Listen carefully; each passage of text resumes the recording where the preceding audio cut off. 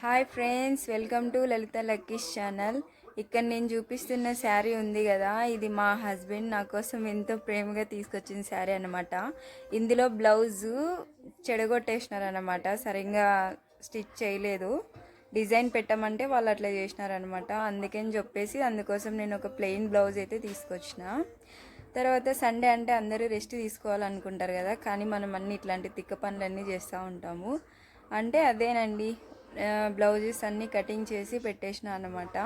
ఇది వచ్చేసి silk blouse అనమాట. ఏ శారీస్లోకైనా సెట్ అవుతుంది కదా అని చెప్పి తీసుకున్నాను నార్మల్గా కుట్టడానికి.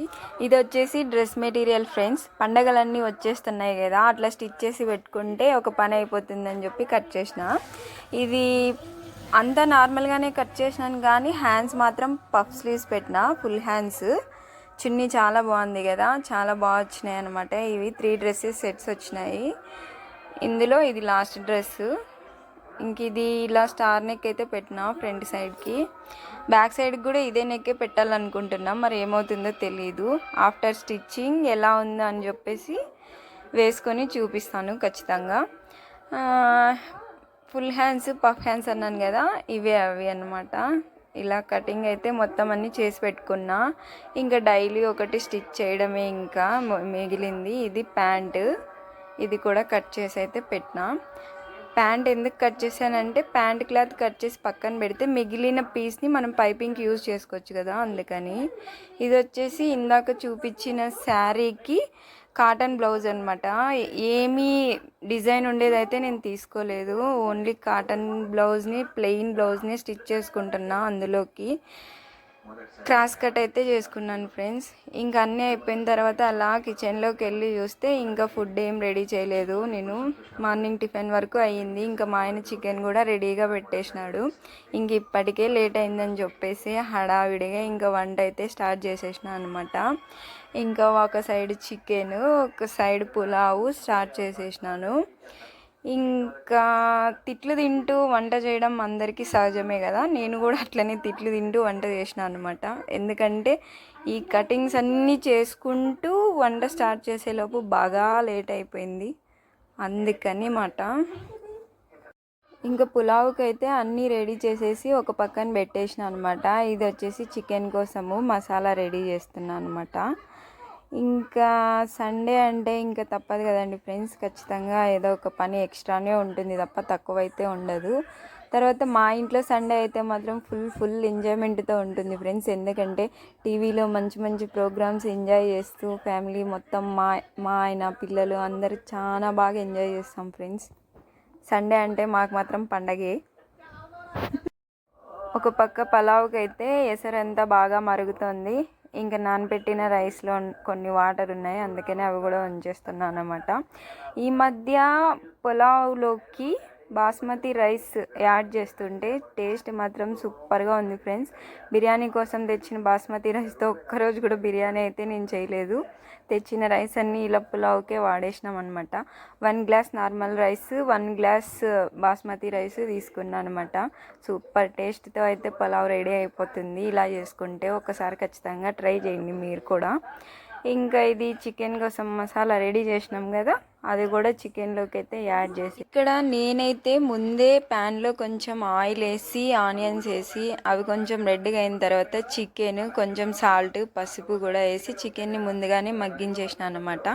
మగ్గిన దాంట్లో మనం ప్రిపేర్ చేసుకున్న మసాలాని, తర్వాత 2.5 స్పూన్స్ కారం, కొంచెం ధనియాల పొడి, కొంచెం గరం మసాలా కూడా వేసుకొని బాగా కలిపేసుకోవాలి. తర్వాత కావాల్సినన్ని వాటర్ వేసుకొని చికెన్కి అయితే మూత పెట్టేసి ఒక 10 మినిట్స్ అట్లా బాగా ఉడికించేసుకుంటే మన చికెన్ అయితే రెడీ అయిపోతుంది ఫ్రెండ్స్. ఇట్లనే బాగుంది కదా చూడటానికి, కానీ అట్లనే మనం తినలేం కదా, కొంచెం అయితే ఉడకాల్సిందే. అందుకని కొన్ని వాటర్ అయితే యాడ్ చేసినాం. వాటర్ యాడ్ చేసి కొద్దిగా ఉడికించిన తర్వాత మన చికెన్ అయితే రెడీ అయిపోతుంది. ఇంతకీ నా న్యూ ఇయర్ రెజల్యూషన్ ఏంటో నేను చెప్తానని చెప్పాను కదా, దాని గురించి అయితే మరి పెద్దగా సీరియస్గా ఆలోచించకండి, ఎందుకంటే మనకంత సీన్ లేదు. నేనేమనుకున్నా అంటే, అందరూ నన్ను బాగా సన్నగున్నావు అంటారనమాట. ఈ ఇయర్లో వాళ్ళందరికీ లావ్ అయి చూపించాలని చెప్పి అనుకున్నాను అనమాట. తర్వాత రైస్ చూసారా ఎంత బాగుందో. ఖచ్చితంగా ఇలా ట్రై చేయండి ఫ్రెండ్స్. రైస్ మాత్రం సూపర్ ఉంటుంది, బిర్యానీకి ఏ మాత్రం తీసిపోదు. ఇంక ఇది వచ్చేసి పెరుగు పచ్చడి కోసం నేను ఇలా చేస్తున్నాను అనమాట. పెరుగు పచ్చడికి చాలామంది ఫ్యాన్స్ ఉన్నారు ఫ్రెండ్స్ నేను చేసే పెరుగు పచ్చడికి. అది ఎందుకంటే ఇలానే నేను చేస్తాను కాబట్టి. ఆనియన్స్, దోసకాయ, పచ్చిమిర్చి, కొంచెం సాల్ట్, కొత్తిమీర, పుదీనా ఉంటే అది కూడా వేసేసుకొని లైట్గా అట్లా మిక్సీ చేసేసుకోవాలి అంతే. ఫుల్ పేస్ట్ కాదు, లైట్గా. ఆ మిక్సీ చేసుకున్న దాన్ని ఇలా మనం పెరుగులోకి వేసేసుకొని బాగా కలిపేసుకొని కావాల్సినన్ని వాటర్ వేసుకొని కలుపుకుంటే చాలు ఫ్రెండ్స్. మంచి పెరుగు పచ్చడి అయితే రెడీ అయిపోతుంది. నాన్ వెజ్ చేసుకున్నప్పుడు పెరుగు పచ్చడిని అయితే ఇలా చేయండి ఫ్రెండ్స్, చాలా బాగుంటుంది. దీన్ని మీరు పెరుగు పచ్చడి అంటారో రైతా అంటారో నాకైతే తెలియదు, కానీ మంచి టేస్ట్ అయితే ఉంటుంది. తప్పకుండా ట్రై చేయండి. తర్వాత ఇంకా ఇది నేను మిక్సీ చేసి ఇందులోకి వేసేలోపే కరెంట్ అయితే పోయింది ఫ్రెండ్స్. అందుకని చెప్పేసి ఇంకా పెరుగు పచ్చడి తినలేకపోయినా అనమాట. ఏముందిలేండి, మరీ నైట్ తింటాం కదా, ఆ లోపు నేను దాన్ని ప్రిపేర్ అయితే చేసేస్తా. సో వితౌట్ పెరుగు పచ్చడి ఇంకా మన రెసిపీని అయితే ఇప్పుడు మనం తింటున్నాం అనమాట. ఇప్పుడు టైం ఎంత తెలుసా? 3:30 అవుతుందన్నమాట. ఇంక తిట్టకుండా ఎందుకుంటారండి. టేస్ట్ అయితే చాలా బాగుంది ఫ్రెండ్స్. చెప్పాను కదా, నిజంగానే బిర్యానీకి మాత్రం తగ్గకుండా ఉందన్నమాట. ఇంకా మా వాళ్ళందరూ తినేసినారు, మనమే అనమాట లాస్ట్. అందరు తిన్న తర్వాతే కదా మనం తినాలి. అలా ఏం లేదు ఫ్రెండ్స్, ఫస్ట్ అయితే వాళ్ళకి పెట్టేసిన, నేను మళ్ళీ కొంచెం లేట్గా అయితే తిన్నాను. తిన్న తర్వాత వెంటనే అన్నీ మనం డ్రెస్సెస్, బ్లౌజెస్ అన్నీ కట్ చేసినాం కదా, అందులో ఏదో ఒకటి స్టిచ్చింగ్ స్టార్ట్ చేయాలనుకున్నాను అనమాట. కానీ ఎందుకో ఇంకా తిన్న తర్వాత ఏం పని చేయబుద్ధి కాలేదు. ఇదిగోండి మా బుడ్డది వచ్చిందనమాట. తింటున్న టైంలో బాయ్ బాయ్ అంటుంది, కానీ అస్సలకి వెళ్ళదు. మళ్ళీ రిటర్న్ వస్తుంది, చూసినారా?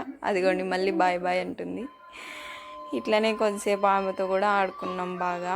వచ్చి ఇట్లా ఒగలన్నీ పడతా ఉంటుంది అప్పుడప్పుడు.